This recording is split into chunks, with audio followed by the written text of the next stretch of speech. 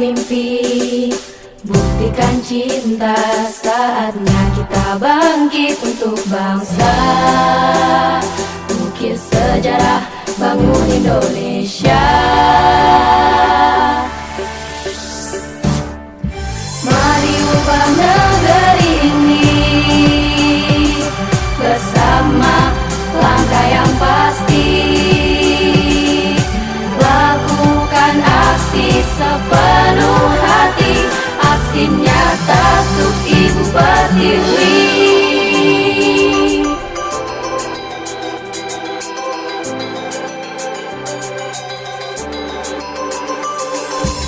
Wujudkan mimpi, buktikan cinta.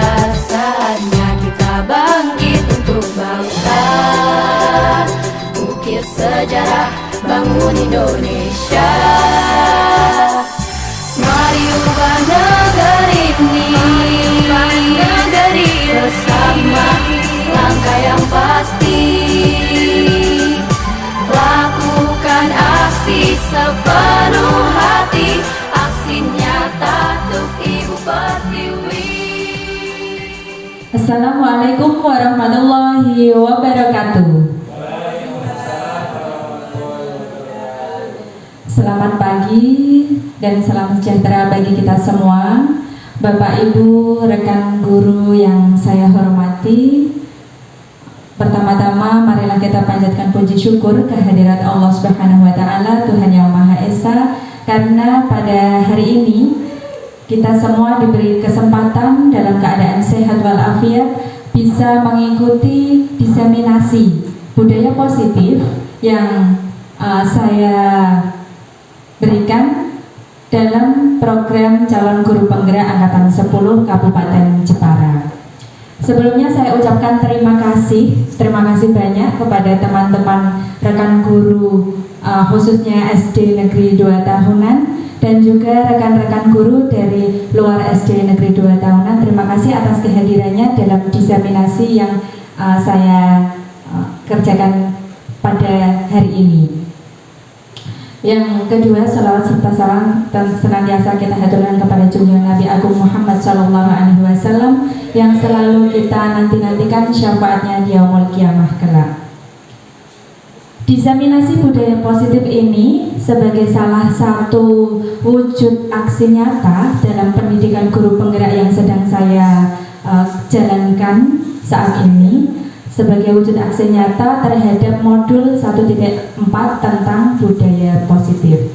Sebelum kita mulai, marilah kita buka acara diseminasi ini dengan bacaan basmalah bersama bagi yang beragama Islam dan bagi yang beragama lain sesuai dengan keyakinan masing-masing. Mari saya hantarkan Bismillahirrahmanirrahim. Acara selanjutnya yaitu menyanyikan lagu Indonesia Raya. Bapak dan Ibu dimohon untuk berdiri.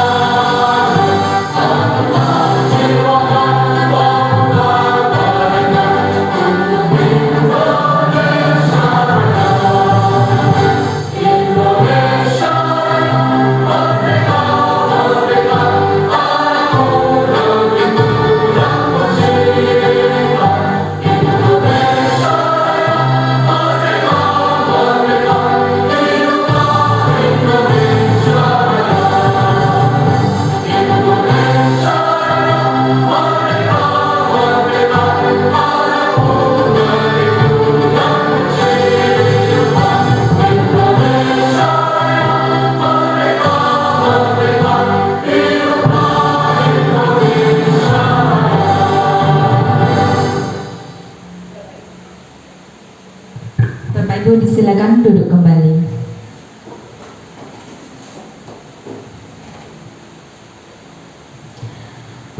Saya ucapkan selamat datang rekan guru yang luar biasa. Karena harapannya kita semua menjadi Bapak Ibu guru yang hebat, yang luar biasa bagi murid-murid kita semua. Mari pada kesempatan ini kita belajar bersama dan berkolaborasi demi mewujudkan budaya positif di sekolah.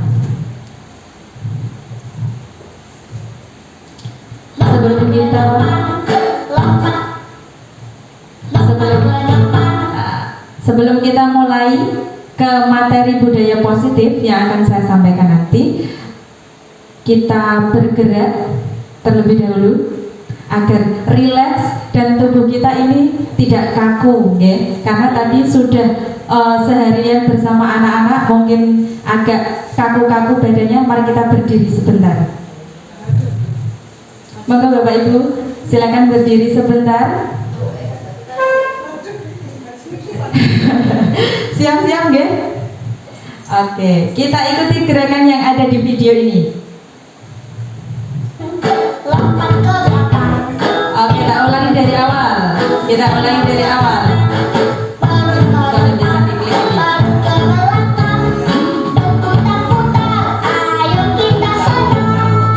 Oke, ya kita ulangi.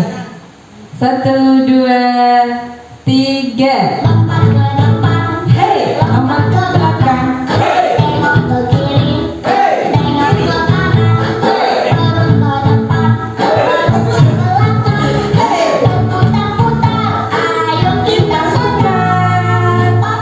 Oke, lagi. Oke, lagi sekali lagi kita lakukan sekali lagi. Lompat ke depan. Lompat ke belakang.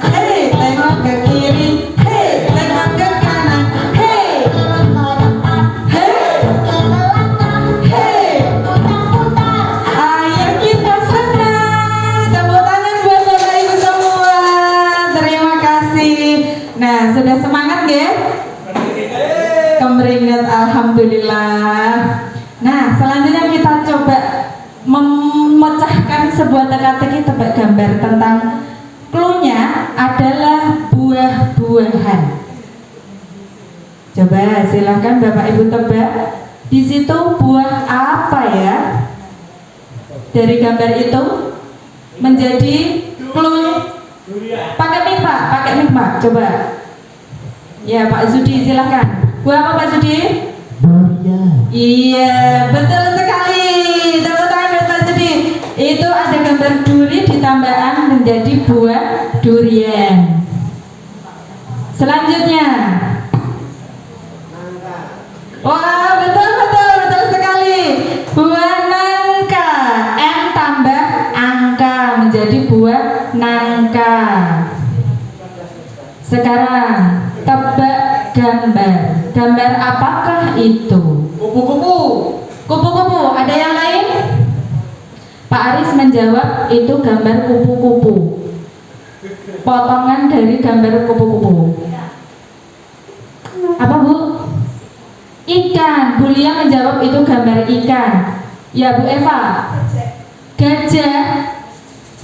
Gajahnya dari mana ya Bu Eva? Coba kita buktikan bersama-sama. Burung. Oh, masih ada yang ingin menjawab ternyata itu burung. Apakah benar itu burung? Kita buktikan bersama-sama. Layang-layang. Loh, masih ada yang menjawab layang-layang. Lewat. Oh, ternyata itu adalah telinga gajah. Nah, Bapak Ibu, dari gambar tersebut kita bisa menyimpulkan apa? Dari gambar tersebut, ternyata sudut pandang setiap orang itu berbeda-beda, tergantung dari mana kita melihatnya. Kalau cuma terlihat pojokannya saja, bisa saja itu memang ikan atau kupu-kupu atau gajah. Jadi kita harus melihat dari segala sisi agar kita bisa objektif dalam membuat sebuah keputusan. Oke, kita masuk ke materi ini. Apa yang Bapak Ibu pahami dari kata budaya positif? Monggo Bapak Ibu, saya silakan untuk memberikan pendapat. Apa itu sih budaya positif? Pembiasaan yang baik, Bu. Pembiasaan yang baik, ya bisa, itu bisa. Pembiasaan yang baik itu disebut dengan budaya positif, enggak? Ada yang lain? Pendapat yang lain? Apa itu budaya positif? Pembiasaan, ya pembiasaan, lebih condong ke pembiasaan.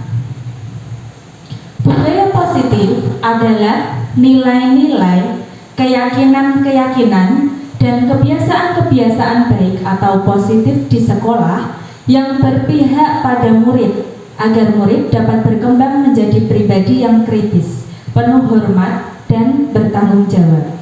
Pengertian budaya positif yang ada di modul 1.4 pada intinya adalah tentang nilai-nilai, keyakinan, kebiasaan-kebiasaan di sekolah yang berpihak pada murid agar murid itu menjadi pribadi yang kritis, penuh hormat, dan bertanggung jawab.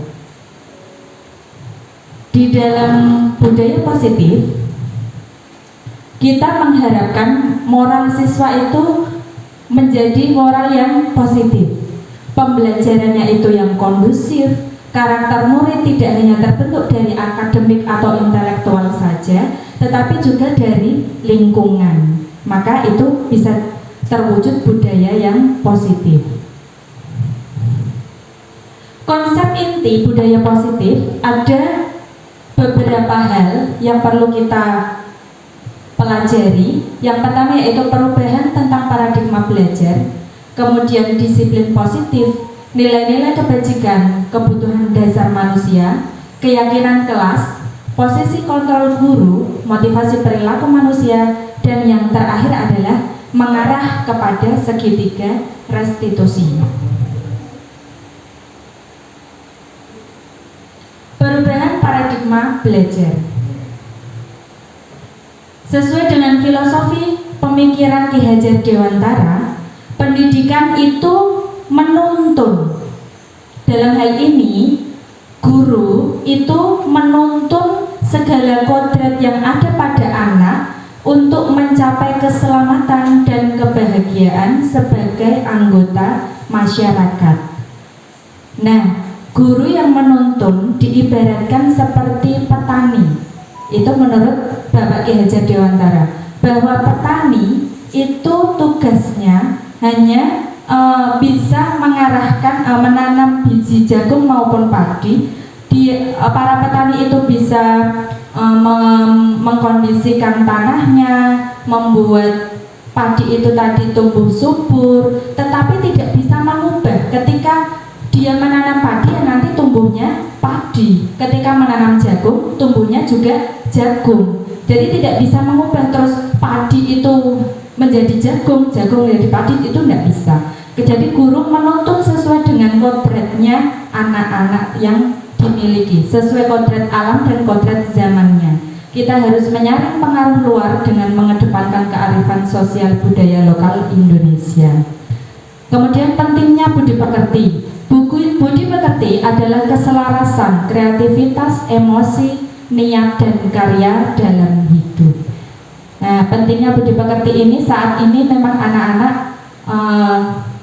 kita harapkan tidak hanya pintar secara akademik, tetapi lebih ke budi pekerti harus kita kembangkan atau kita pupuk sedari dini. Karena pengaruh dari perkembangan teknologi, anak-anak sudah mulai bisa mengakses internet tanpa batasan. Nah, itu sangat penting budi pekerti itu ditanamkan sejak dini.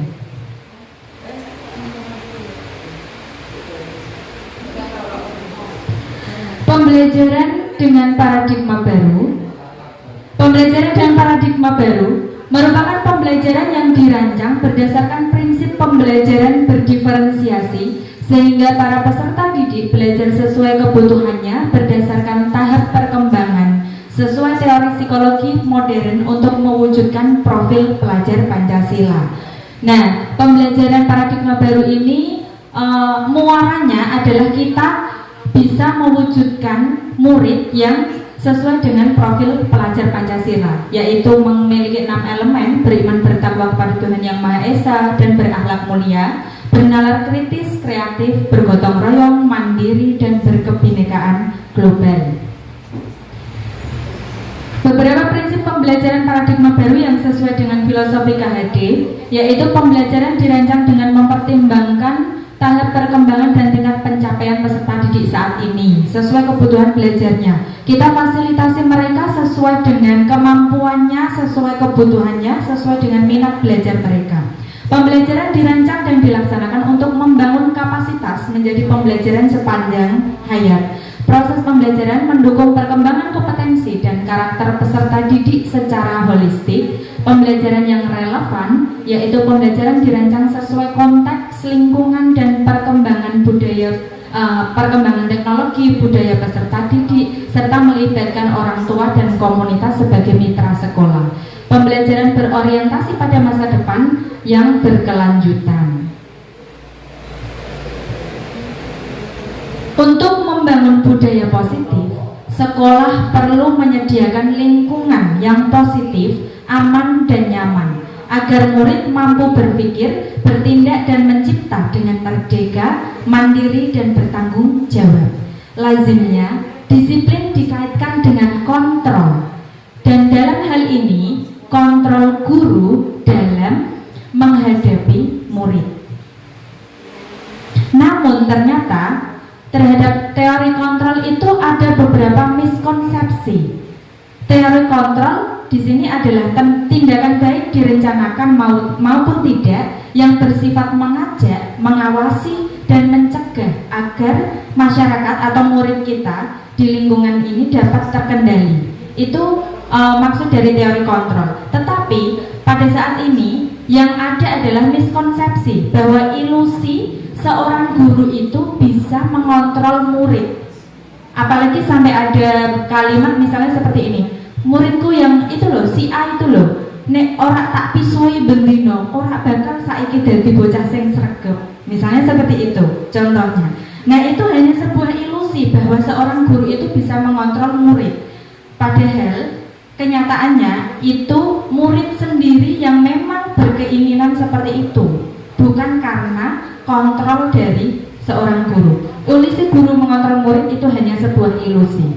Ilusi bahwa semua penguatan positif, efektif, dan bermanfaat. Memang pada awalnya jika kita memberikan penguatan misalnya berupa hadiah maupun berupa nasihat-nasihat kepada seorang anak, itu dia akan tertarik dan semangat untuk belajar misalnya, diberi penghargaan. Nah, tetapi itu hanya sementara di awalnya saja. Itu bukan tumbuh dari dalam dirinya. Itu hanya sebuah ilusi bahwa penghargaan itu bisa menjadikan murid menjadi semangat belajar.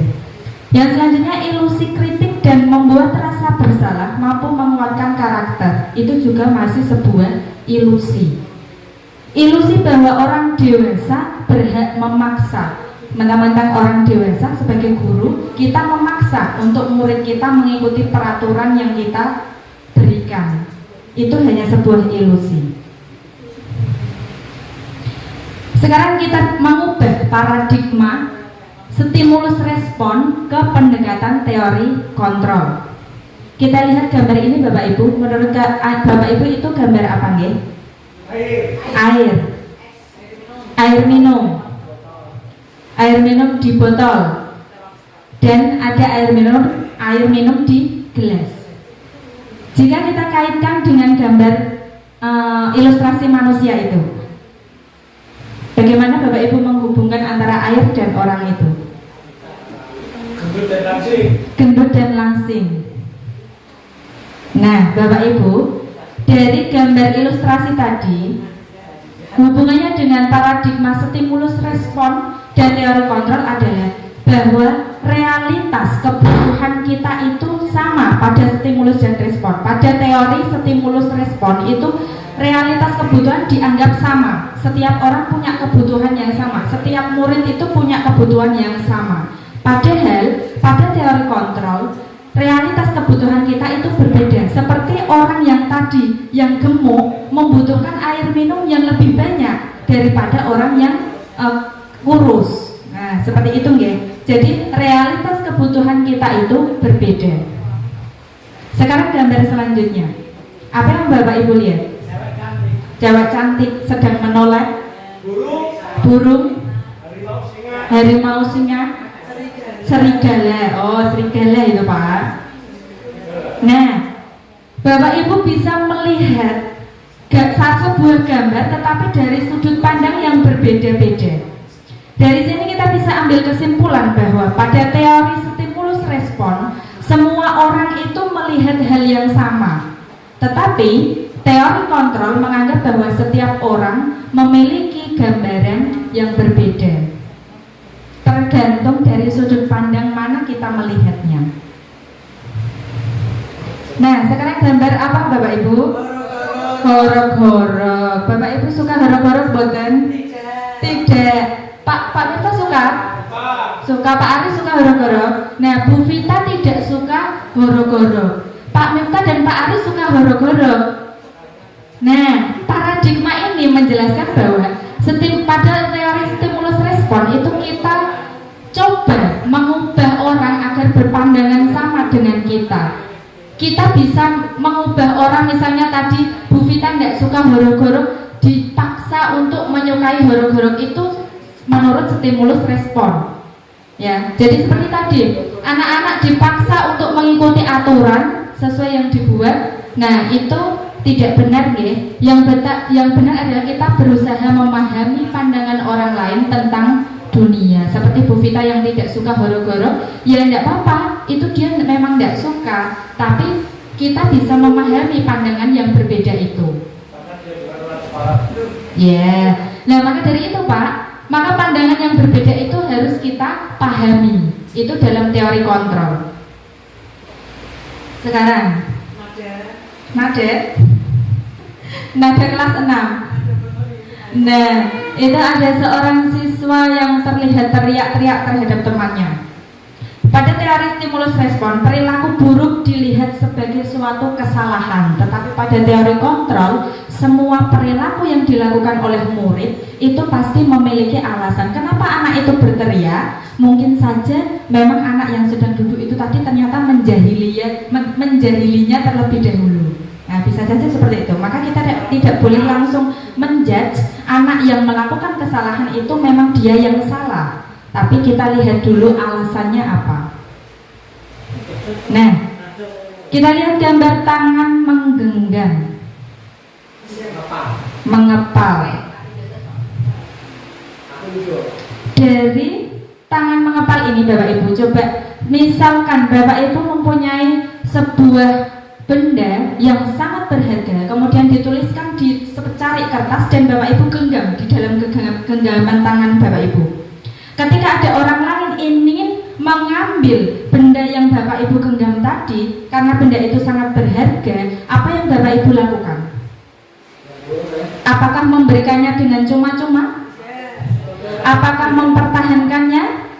Meskipun dipaksa, ditonyo, disaduk, apakah Bapak Ibu apakah tetap mempertahankannya? Barter, ada yang menjawab barter dong. Nah, dari semua jawaban Bapak Ibu tadi ada yang mempertahankan, ada yang barter. Itu yang menentukan bahwa Bapak Ibu mau barter, mau mempertahankan, mau melepaskan, itu siapa yang menentukan? Apakah orang lain yang meminta tadi? Ataukah Bapak Ibu sendiri? Iya, diri Bapak Ibu sendiri yang menentukan untuk melepaskan genggaman tangan Bapak Ibu. Maka di dalam stimulus respon, orang lain itu dianggap bisa mengontrol saya. Tetapi dalam teori kontrol, hanya Anda yang bisa mengontrol dirimu sendiri. Ini tadi ya, sudah yang saya sampaikan perbedaan stimulus respon dan teori kontrol. Sudah saya jelaskan tadi. Sekarang kita masuk ke nilai-nilai kebajikan. Dalam teori kontrol tadi kita menyambungkan ke nilai-nilai kebajikan.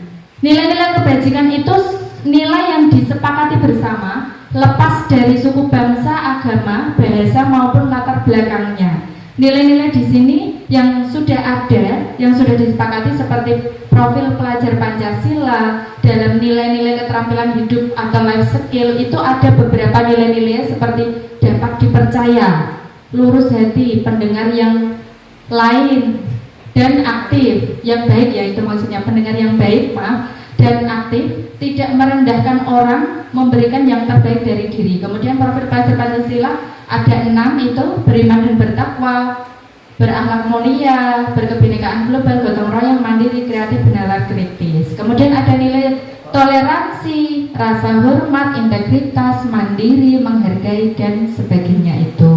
Itu nilai-nilai kebajikan yang kita percayai, kita yakini bahwa itu baik, positif. Ini juga termasuk nilai-nilai kebajikan dari The Virtuous Project. Proyek nilai-nilai kebajikan ada peduli, rajin, integritas, rasa hormat, belas kasih, percaya diri, dan sebagainya. Ada banyak sekali nilai-nilai kebajikan yang bisa kita tanamkan kepada anak didik kita, kepada murid-murid kita dalam menentukan keyakinan kelas masing-masing. Nah, tentu saja kita di dalam sekolah atau di dalam kelas, di dalam kelas masing-masing, kita ingin peraturan-peraturan itu diterapkan. Betul apa betul? Ya, anak-anak itu kita inginnya mengikuti peraturan sesuai yang sudah ditentukan. Tetapi kita harus mengajak anak-anak itu menyepakati aturan itu secara bersama-sama. Tidak hanya kita yang mengusulkan, tetapi anak-anak yang mengusulkan keyakinan kelasnya agar dia melaksanakan dengan ikhlas. Yang pertama, misalnya mengembalikan barang ke tempatnya sesuai dengan nilai kebajikan apa? Tanggung jawab. Kita lihat, iya betul, bertanggung jawab. Peraturannya adalah mengembalikan barang ke tempatnya. Itu sesuai dengan nilai kebajikan bertanggung jawab. Yang kedua, dilarang mengganggu orang lain. Sesuai dengan nilai kebajikan apa? Kasih sayang. Kasih sayang. Ternyata saling menghormati. Ya. Yang ketiga, hadir di sekolah 15 menit sebelum pembelajaran. Disiplin. Ada lagi? Tertib. Kita lihat. Ternyata saling menghormati dan komitmen. Nah, anak-anak itu berkomitmen untuk hadir di sekolah 15 menit sebelum pembelajaran. Antri atau menunggu giliran. Menghargai, ya, menghormati orang lain dan empati. Tadi betul, Bu Vita betul tadi. Yang selanjutnya, kebutuhan dasar manusia. Ada macam-macam kebutuhan dasar manusia, bahwa manusia itu ketika melakukan tindakan, dia itu punya alasan. Nah, alasannya itu kenapa? Karena dia membutuhkan untuk memenuhi kebutuhan dasarnya. Memenuhi kebutuhan dasarnya apa saja yang perlu dia penuhi? Yang pertama, kebutuhan bertahan hidup, berupa makanan, pakaian, tempat tinggal, keamanan maupun kesehatan. Yang kedua, kebutuhan akan kasih sayang. Nah, ini sepertinya semua orang juga membutuhkan kasih sayang, ya. Ya, terima kasih Pak Arilis. Rasa diterima, dipedulikan, berbagi, kerjasama menjadi bagian dari suatu kelompok. Yang ketiga, kekuasaan. Kita membutuhkan harga diri, keinginan untuk dianggap, memimpin prestasi dalam kelompok serta diakui dan didengar. Yang keempat, kebebasan. Kebebasan di sini ingin memenuhi rasa untuk mandiri, memiliki pilihan, mencoba hal baru, mampu mengendalikan arah dirinya. Dan yang terakhir yaitu kebutuhan akan kesenangan, ingin bermain, humor, antusiasme, dan ingin tertawa. Itu kebutuhan-kebutuhan dasar manusia. Dalam memenuhi kebutuhan dasar ini ada sebuah contoh di sini. Tahun ini Dimas genap berusia 17 tahun. Ia senang sekali ketika ayahnya mulai mengajarkan cara menyetir mobil Setiap akhir pekan ia berlatih menyetir, ia terlihat senang sekali berlatih sampai akhirnya ia bisa menyetir mobil dengan baik dan lancar. Ketika ibunya bertanya pada Dimas, apa yang membuat dia ingin bisa menyetir mobil? Ketika jawaban Dimas adalah seperti yang di sebelah kanan ini, kebutuhan apa kira-kira yang ingin dia penuhi? Yang pertama jawabannya adalah biar bisa jalan-jalan naik mobil sama teman-teman. Kira-kira kebutuhan apa yang ingin dia penuhi? Dari 5 kebutuhan tadi.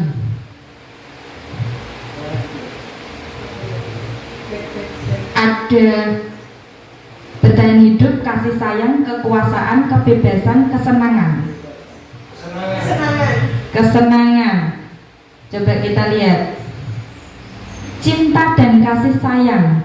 Karena bersama teman-temanku, dia ingin bisa naik mobil bersama teman-temanku, dia menyayangi temannya, makanya dia beralasan seperti itu. Kemudian bisa menyetir mobil itu keren, aku bisa menunjukkan ke teman-teman kalau aku bisa. Apa? Kekuasaan. Coba kita lihat. Oke, betul, dia merasa ingin berkuasa gitu loh, ingin menunjukkan ke teman-temannya kalau dia bisa. Yang ketiga, aku senang bisa pergi ke tempat-tempat yang aku suka. Kesenangan. Iya, betul. Nah, dari pertanyaan, dari satu kasus, tetapi ternyata kita bisa menyimpulkan bahwa kebutuhan dasar yang ingin dipenuhi seseorang itu berbeda, tergantung dari apa yang ingin dia penuhi, apa jawaban dia gitu ya. Jadi kita juga terhadap murid juga sama. Kita tidak bisa menjudge bahwa murid yang melakukan pelanggaran atau melakukan sesuatu itu dia salah, tapi kita harus mencari tahu dulu alasan dia apa yang ingin dia penuhi. Motivasi perilaku manusia, lepas dari tadi ya, kebutuhan dasar itu tidak lepas dari motivasi perilaku manusia. Karena dia ingin memenuhi kebutuhannya tadi, maka motivasi apa sih yang dia miliki sehingga melakukan tindakan itu? Motivasi itu terdiri dari ekstrinsik dan intrinsik. Di sini untuk menghindari kenyamanan, motivasinya untuk menghindari kenyamanan atau hukuman, ketidaknyamanan atau hukuman. Murid melakukan disiplin diri karena takut dihukum. Ini merupakan motivasi ekstrinsik. Yang kedua, untuk mendapatkan imbalan atau penghargaan dari orang lain. Murid melakukan disiplin diri karena ingin mendapatkan imbalan. Ini merupakan motivasi ekstrinsik. Yang ketiga, untuk menjadi orang yang mereka inginkan dan menghargai diri sendiri dengan nilai-nilai yang mereka percaya. Nah, di sini yang ketiga ini, murid melakukan disiplin diri karena sadar akan nilai kebajikan yang tadi pernah disebutkan yang ada pada dirinya. Karena dia sudah meyakini bahwa nilai-nilai kebajikan itu baik, maka itu motivasinya muncul dari dalam dirinya.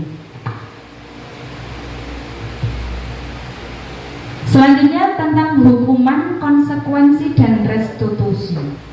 Bapak Ibu Guru mungkin sudah sering mendengar hukuman dan konsekuensi, tetapi untuk restitusi apakah sudah pernah mendengar? Belum. Saya juga pada awalnya sebelum waktu mengikuti CGB ini, di modul ini kok ada istilah restitusi, itu apa ya? Oh, ternyata itu adalah bentuk lain, ada istilah lain selain hukuman dan konsekuensi. Setiap yang kita tahu adalah ketika anak melakukan pelanggaran atau kesalahan di sekolah, kita bisa memberikan hukuman atau bisa memberikan konsekuensi. Hukuman itu tidak terencana, tiba-tiba murid tidak tahu apa yang akan terjadi atau tidak dilibatkan, bersifat satu arah berupa hukuman fisik atau psikis. Sedangkan konsekuensi terencana, disepakati sesuai peraturan murid, tetap dibuat tidak nyaman. Sikap guru selalu memonitor murid. Kalau hukuman itu secara langsung tiba-tiba diberikan, jadi tidak anak tidak dilibatkan dalam penentuan hukuman itu. Tetapi kalau konsekuensi memang sudah disepakati sesuai peraturan yang ada, tetapi guru selalu memonitor, wah kamu itu salah, tidak sesuai peraturan. Peraturannya apa? Nah, Nah, itu kita memberikan konsekuensi. Sedangkan kalau restitusi, proses menciptakan kondisi bagi murid untuk memperbaiki proses kesalahan kolaboratif yang mengajarkan murid untuk mencari solusinya sendiri. Kita menuntun murid dengan pertanyaan-pertanyaan yang mengarahkan murid kita menentukan solusinya sendiri.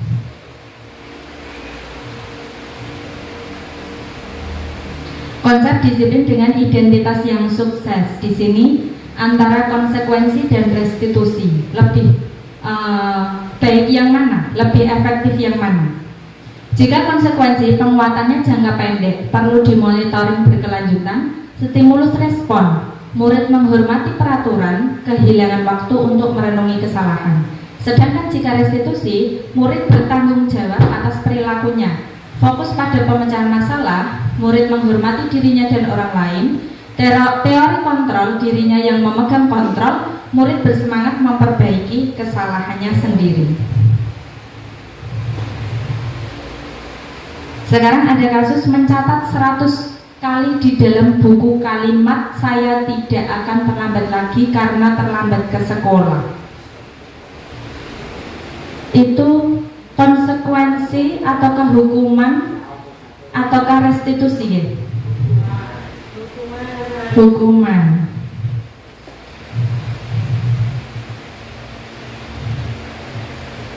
Kalau lari mengelilingi lapangan basket 2 kali karena terlambat pada mata pelajaran olahraga, konsekuensinya itu ada hubungannya dengan mata pelajaran olahraga. Karena jika olahraga kan harus pemanasan dulu, maka kalau terlambat ya dia pemanasan sendiri. Kehilangan 10 menit jam istirahat untuk mengerjakan tugas karena terlambat datang dan tertinggal pelajaran selama 10 menit. Hukuman atau konsekuensi? Pada istirahat, pada jam istirahat dia kehilangan 10 menitnya untuk mengerjakan tugasnya.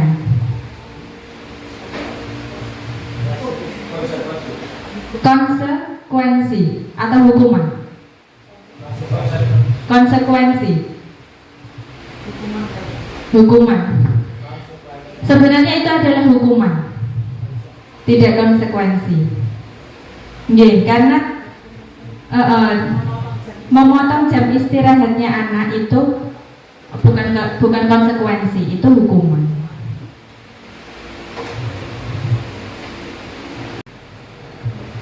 Selanjutnya yaitu tentang disiplin positif. Disiplin positif merupakan suatu cara penerapan disiplin tanpa kekerasan dan ancaman yang praktiknya melibatkan komunikasi tentang perilaku yang efektif antara guru dan murid. Penerapan disiplin positif. Dalam penerapan disiplin positif ini, murid diajarkan untuk memahami konsekuensi dari perilaku mereka. Selain itu, disiplin positif juga mengajarkan murid tanggung jawab serta rasa hormat dalam berinteraksi dengan lingkungannya. Jadi, disiplin positif merupakan salah satu cara penerapan disiplin yang bertujuan untuk menumbuhkan kesadaran serta memberdayakan murid untuk melakukan sesuatu tanpa imbalan, ancaman maupun hukuman. Kita mengajak murid berdiskusi untuk menyelesaikan masalahnya, untuk mencari solusi dari masalahnya sendiri, tanpa ancaman maupun hukuman yang kita berikan langsung kepada murid. Penerapan disiplin positif. Ini ada gambar seorang anak berangkat sekolah, kemudian ada sebuah jam. Jam 5. Nah, dari ilustrasi tersebut apa yang bisa Bapak Ibu simpulkan?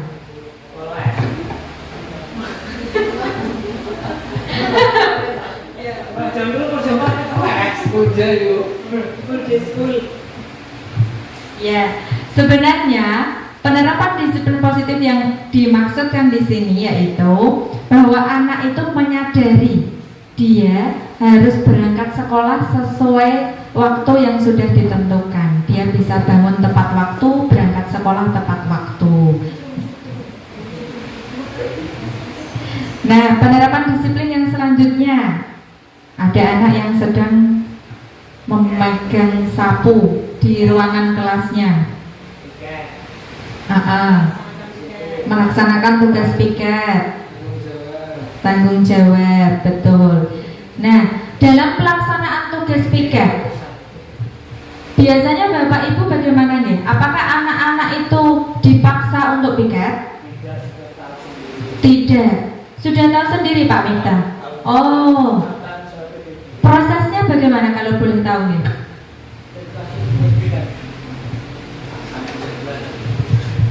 Yang pertama sudah dijadwal dan terus dikasih pengarah untuk melakukan kegiatannya masing-masing atau mengerti tanggung jawab masing-masing kepada anaknya. Itu aja. Oke, terima kasih Pak Miftah.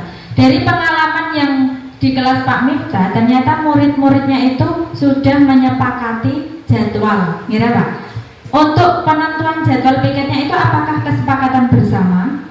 Ya, dari proses yang dilakukan Pak Miftah memang itu sudah sesuai, ya, sesuai dengan disiplin positif itu tadi. Anak-anak dilibatkan untuk menentukan jadwal piketnya, kemudian melaksanakannya dengan senang hati, sesuai dengan yang sudah disepakati. Selanjutnya tentang posisi kontrol guru. Di sini guru itu memiliki posisi kontrol, tapi bukan berarti guru sepenuhnya mengontrol murid. Seperti yang di depan tadi kami sampaikan, bahwa guru yang mengontrol murid itu kan hanya sebuah ilusi. Tetapi posisi kontrol di sini itu maksudnya seperti apa? Mari kita pelajari bersama. 5 posisi kontrol seorang guru. Yang pertama sebagai penghukum, yang kedua pembuat merasa bersalah, yang ketiga sebagai teman, yang keempat pemantau, dan yang kelima yaitu sebagai manajer.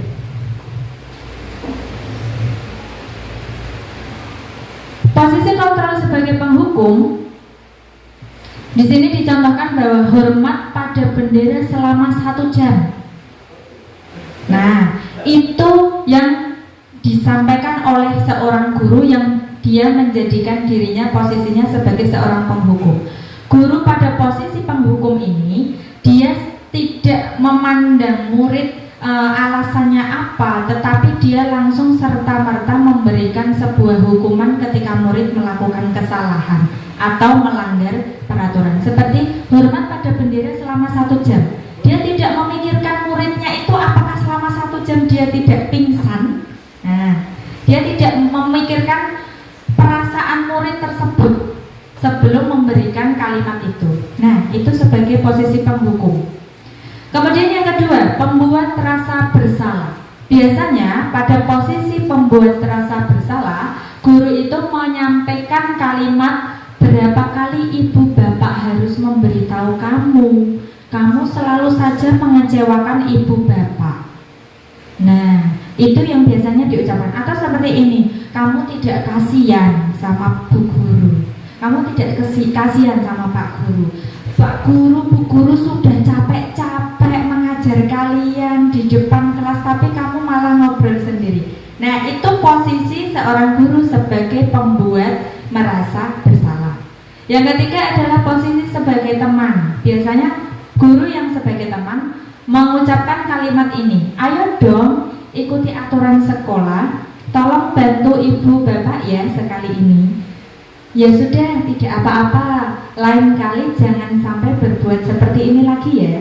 Jadi kalimat-kalimat yang kita ucapkan kepada murid kita itu seperti kita sebagai teman mereka, lebih santai kalimatnya. Kemudian yang keempat yaitu posisi sebagai pemantau. Sebelum manajer kita ke pemantau.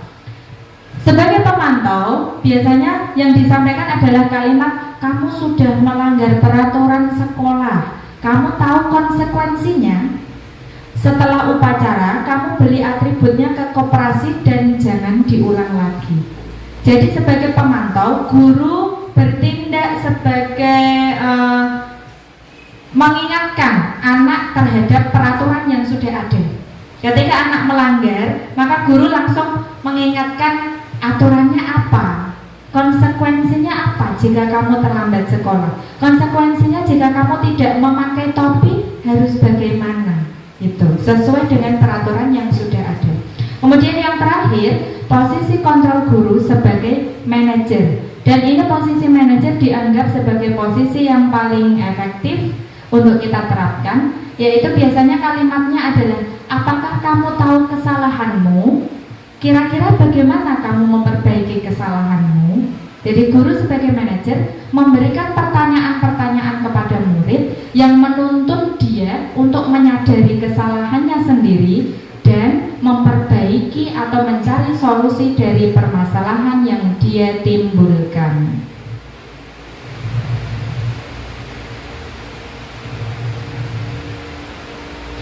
Sekarang Bapak Ibu bisa menjawab ini. Posisi kontrol apakah saya? Yang pertama, saya kecewa sekali dengan kamu.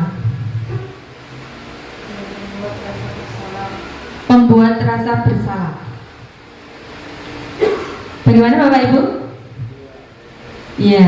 Kemudian kalau yang kedua, apa rencanamu untuk menyelesaikan masalah ini? Manajer, ya. Yang ketiga, kamu tidak pernah benar melakukannya. Apakah membuat rasa bersalah? Kamu tidak pernah benar melakukannya.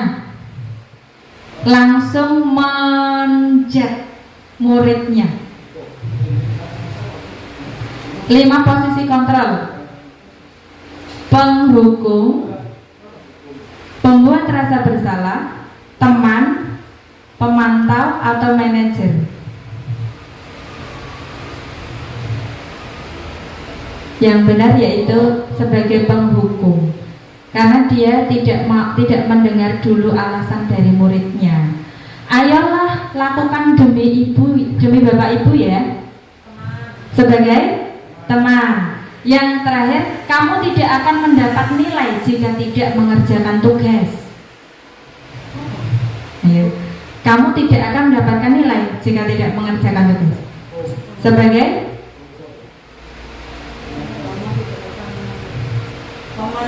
pemantau, ya, yang betul adalah sebagai pemantau. Jadi guru memberikan pernyataan sesuai dengan konsekuensinya, itu sebagai pemantau. Keyakinan kelas. Selanjutnya, dalam membuat keyakinan kelas, mengapa keyakinan kelas? Mengapa bukan peraturan kelas? Apa perbedaannya menurut Bapak Ibu bagaimana? Kalau keyakinan kelas itu disepakati kelas bersama, kalau peraturan itu adalah peraturan itu sesuai ketentuan sekolah. Baik, menurut Pak Aris, keyakinan kelas itu disepakati bersama, tetapi peraturan itu sudah ada dari sekolah, gitu ya, sudah ditentukan, tidak disepakati bersama dengan murid, ngaten nggih, menurut pemahamannya Pak Aris. Nah, iya Pak, betul. Pembentukan keyakinan kelas itu memang harus disepakati bersama oleh siswa. Kita mengajak siswa terlibat dalam menyepakati keyakinan kelas, karena pembentukan keyakinan kelas itu bersifat abstrak, berupa pernyataan universal, dibuat dalam pernyataan yang positif, sedikit saja agar mudah diingat, sesuai dengan kondisi kelas dan sekolah, sehingga mudah diterapkan. Semua warga sekolah atau warga kelas dilibatkan saat membuat keyakinan kelas. Itu seperti yang disampaikan Pak Aris tadi, memang betul. Keyakinan kelas itu dibuat berdasarkan kesepakatan bersama. Yang terakhir, segitiga restitusi.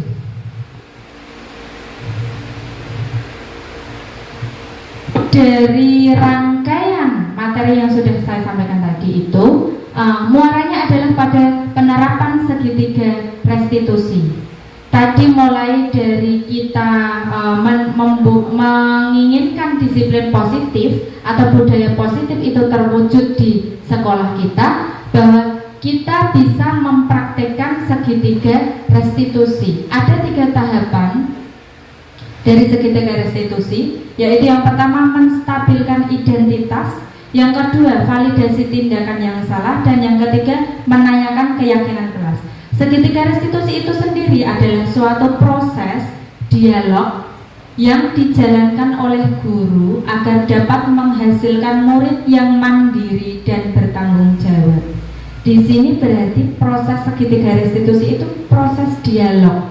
Kita berdiskusi dengan murid kita, entah itu dia melakukan kesalahan, entah itu dia terlibat sebuah permasalahan, tidak melulu dia bersalah, tidak. Karena di dalam segitiga restitusi kita bukan mencari kesalahan, kita bukan mencari kesalahan anak atau kesalahan temannya yang terlibat dalam masalah, tetapi kita fokus pada pencarian solusi dari suatu permasalahan. Segitiga restitusi sendiri itu bisa kita terapkan kepada murid kita dengan cara kita mengajak dia berdiskusi secara face to face, dari hati ke hati, bukan dengan cara kita marahi, kita bentak-bentak, itu bukan ya, tetapi biar anak itu merasa tenang, dia merasa dihargai, dia merasa perasaannya itu didengar oleh Bapak Ibu guru. Jadi tidak terpaksa dalam menjalankan sebuah konsekuensi atau hukuman, tetapi memang keluar dari dalam dirinya sendiri. Tahapan yang pertama yang kita lakukan dalam segitiga restitusi yaitu menstabilkan identitas. Berdasarkan prinsip membuat kesalahan adalah bagian dari proses pembelajaran. Nah, yang kita ucapkan ketika anak itu melakukan kesalahan atau memiliki permasalahan adalah kita memberikan pernyataan kepada anak bahwa tidak apa-apa, setiap orang itu pernah melakukan kesalahan. Seperti berbuat salah itu wajar, nak. Tidak ada manusia yang sempurna. Ibu bapak juga pernah melakukan itu.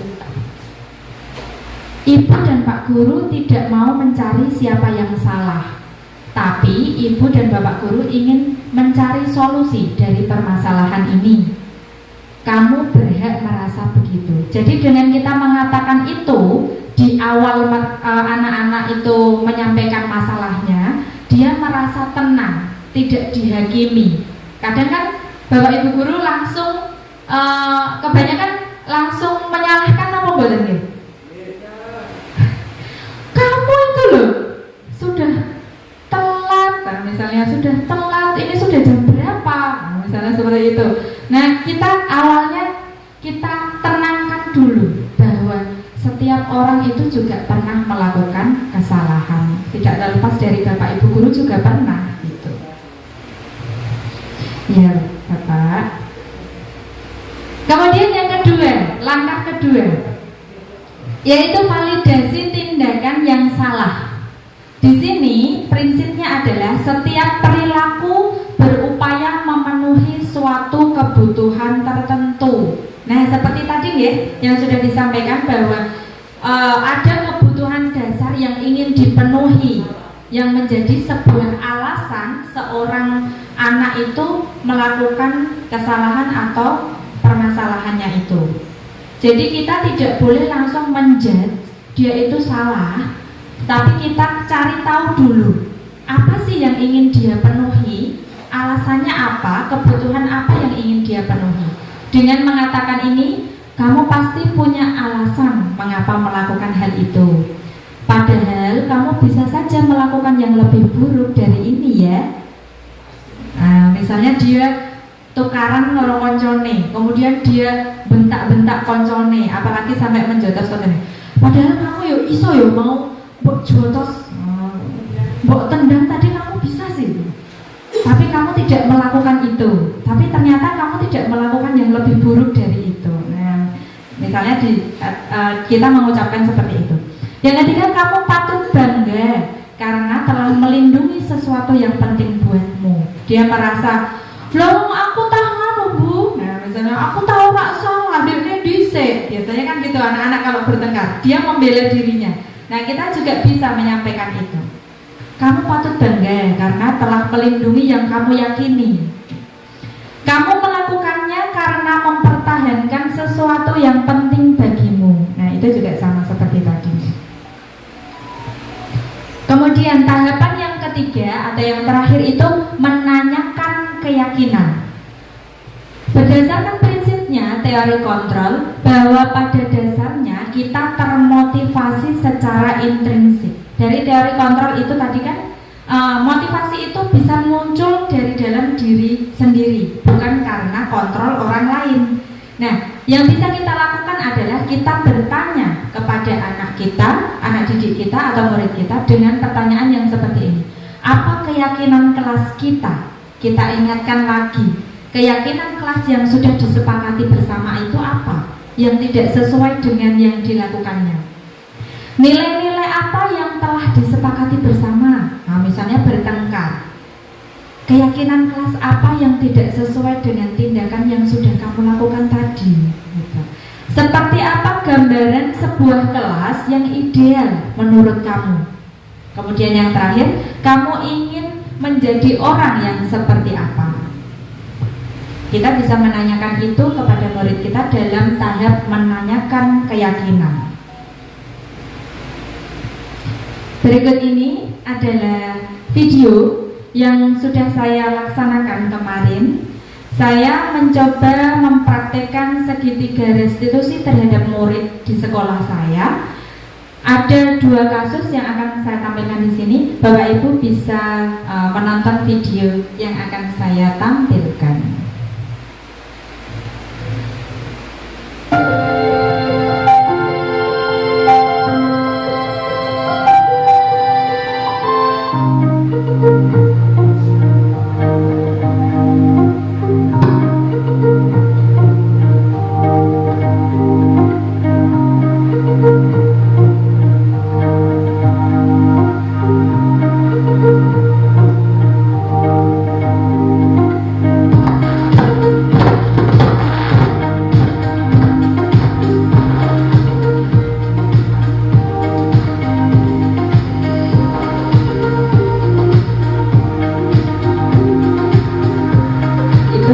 Ciri-ciri restitusi ya. Restitusi itu bukan untuk menebus kesalahan, namun untuk belajar dari kesalahan. Restitusi memperbaiki hukuman dan selanjutnya. Restitusi diri adalah cara yang paling baik. Restitusi fokus pada karakter, bukan tindakan. Restitusi itu menguatkan, fokus pada solusi dan mengembalikan murid yang berbuat salah pada kelompoknya.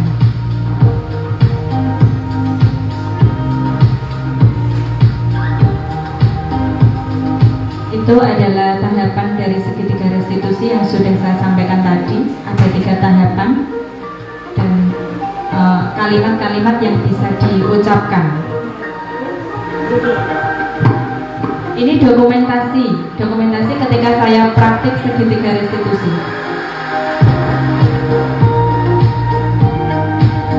Kasus pertama yaitu ada seorang siswa bernama Akila. Dia tidak mengerjakan PR yang sudah diberikan pada minggu lalu.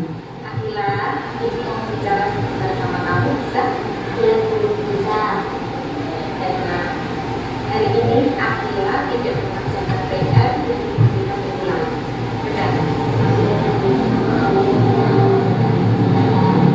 Ya, kali ini kamu tidak mengerjakan, tidak apa-apa, Akila. Ibu hanya ingin tahu kenapa kamu tidak mengerjakan. Kamu pasti punya alasan kan?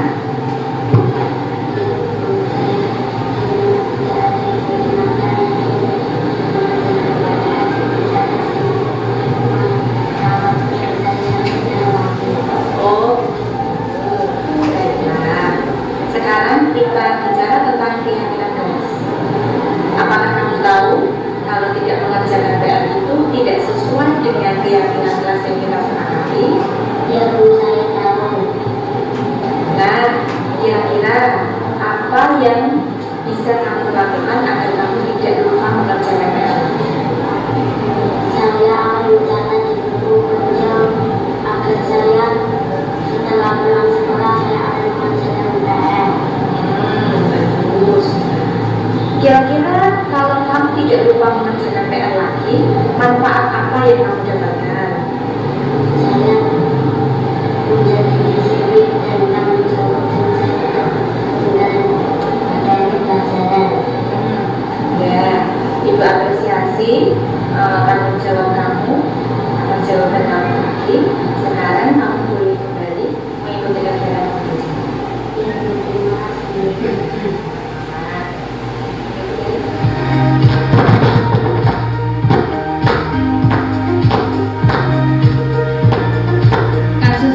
kedua yaitu Sakila membuang sampah sembarangan di halaman sekolah karena dia sudah ditunggu teman-temannya untuk bermain.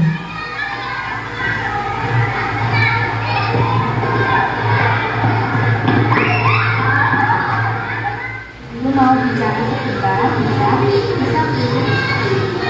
Ya, Sakila. Tadi ibu mau Sakila membuang sampah sembarangan di halaman. Nah, benar sih sebelum ibu. Ibu mengerti bahwa ibu pernah melakukan kesalahan. Ibu mau tahu kenapa Sakila membuang sampah. Sakila pasti punya alasan kan?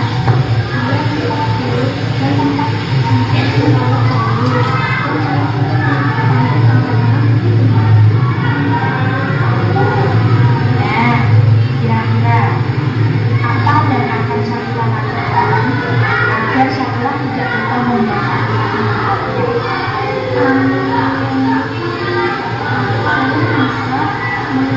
Saya bisa mengumpulkan sampah itu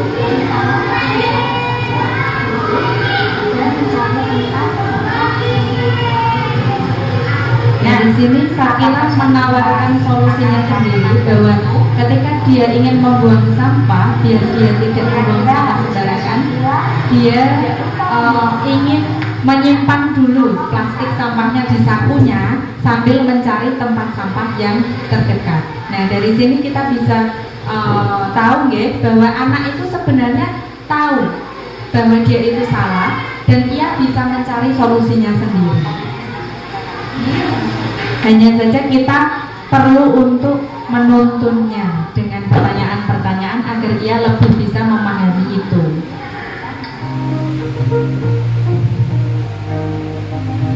Assalamualaikum, saya sangat senang dengan Bu Ani karena bisa menceritakan permasalahan dengan nyaman dan dibantu menyelesaikannya dengan baik. Terima kasih Bu Ani. Sama-sama.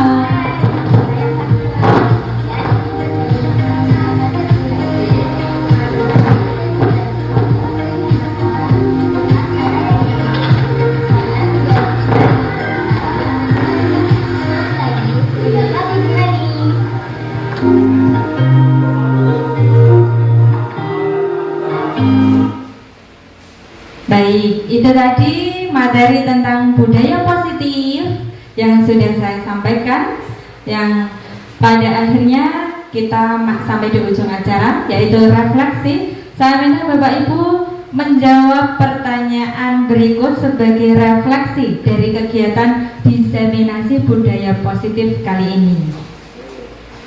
Yang pertama, setelah mengikuti praktik baik ini, pembelajaran apa yang Bapak Ibu dapatkan? Monggo silakan, boleh Bapak, boleh Ibu berpendapat untuk menjawab pertanyaan yang pertama.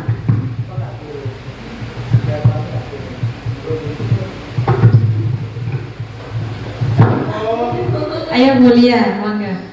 Setelah mengikuti praktek baik ini, pembelajaran apa yang Bapak Ibu dapatkan? Yang pasti ilmu baru, ilmu yang sebelumnya belum saya ketahui, jadi lebih tahu Bu, seperti itu. Oke, terima kasih Bu Lia. Ada lagi mungkin tambah satu lagi untuk pertanyaan nomor 1. Apa yang didapat dari praktik baik kali ini? Yang pasti saya lebih tahu tentang hukuman pada anak yang diterapkan untuk anak-anak. Ya, cara hukumnya itu harus menggunakan cara yang pas, tidak seperti biasanya. Yang jelas itu setelah mengikuti penjelasan tadi, gitu. Ya, terima kasih Pak Afrikin. Kemudian yang kedua, apakah materi ini bermanfaat untuk Bapak Ibu? Monggo. Apakah bermanfaat Bapak Ibu? Setelah mengikuti rangkaian tadi, materi ini semua sangat bermanfaat untuk saya, dan untuk kedepannya saya akan mempraktekkan itu tadi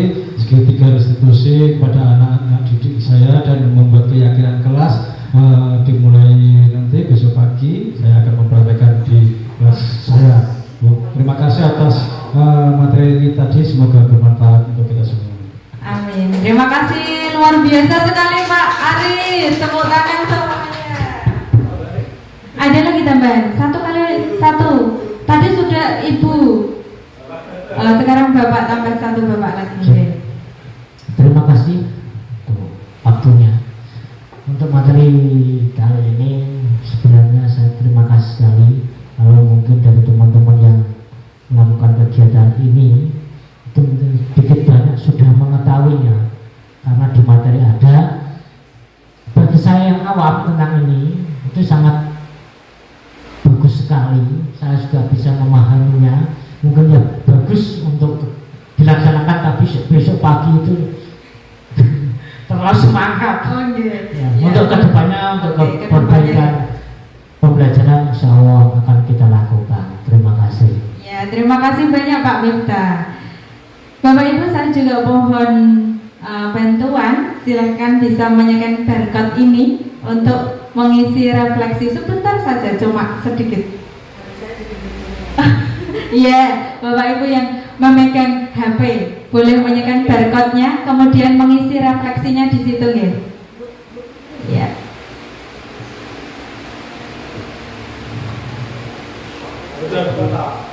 Di-scan barcode-nya saja. Nanti terus mengisi refleksi di situ. Ya, terima kasih. Terima kasih Bapak Ibu. Kita sudah di penghujung acara, nggih. Saya kira cukup sekian untuk penutup diseminasi ini. Saya ingin menyampaikan bahwa dengan budaya positif dapat menumbuh kembangkan sikap bergotong royong, mampu melakukan kegiatan secara bersama-sama sehingga tercipta kolaborasi yang baik antar warga sekolah serta adanya rasa peduli satu sama lain. Kita semua percaya bahwa tujuan penting sekolah adalah pembentukan karakter yang sesuai dengan profil pelajar Pancasila. Itu. Terima kasih Bapak Ibu. Sebelum kita tutup acara diseminasi ini, saya ucapkan banyak terima kasih sekali lagi. Semoga diseminasi ini bermanfaat bagi Bapak Ibu semua. Sebelum kita akhiri, marilah kita tutup diseminasi budaya positif calon guru penggerak angkatan 10 dengan bacaan hamdalah bersama-sama. Mari saya hantarkan alhamdulillahirabbil alamin. Saya akhiri, wabillahi taufik wal hidayah. Wassalamualaikum warahmatullahi wabarakatuh.